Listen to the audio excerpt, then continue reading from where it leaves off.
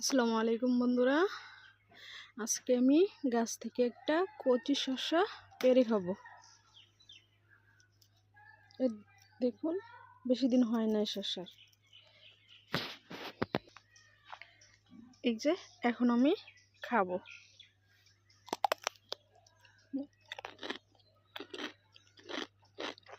অনেক স্বাদ।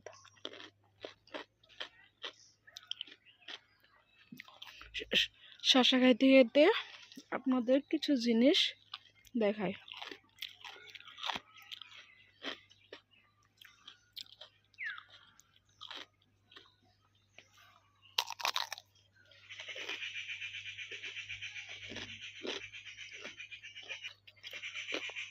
এগুলো হচ্ছে জলপাই।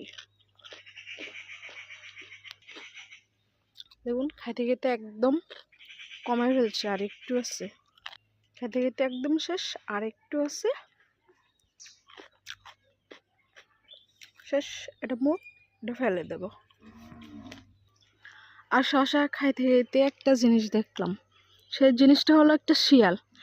এই যে বাজারের ঝুপড়ির মধ্যে শিয়ালটা কচর মচর করে এদিকে আসতেছিল। আমার এদিকটা একটু ভিতরে চলে গেছে ঝুপড়ির মধ্যে। আর প্রতিদিন বিকালবেলা বা দুপুরবেলা যদি আসি, এই ঝুপঝাড়ের মধ্যে একটা অথবা দুটা শিয়াল দেখি। আর গতকালকে বিকালবেলা তো আমার একটা মুরগি বাইরে ছিল, ওই মুরগির অনেক দৌড়েছে। আর মুরগি ভয়ে মাগরিবের আগে তো ঘরের মধ্যে যাইয়ে নাই।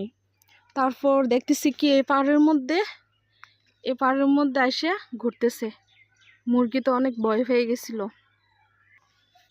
এই জায়গাটা পরিষ্কার করছিলাম, এবার বন্যার পরে আবার খালের পাড় তো আবার জঙ্গল হয়ে গেছে।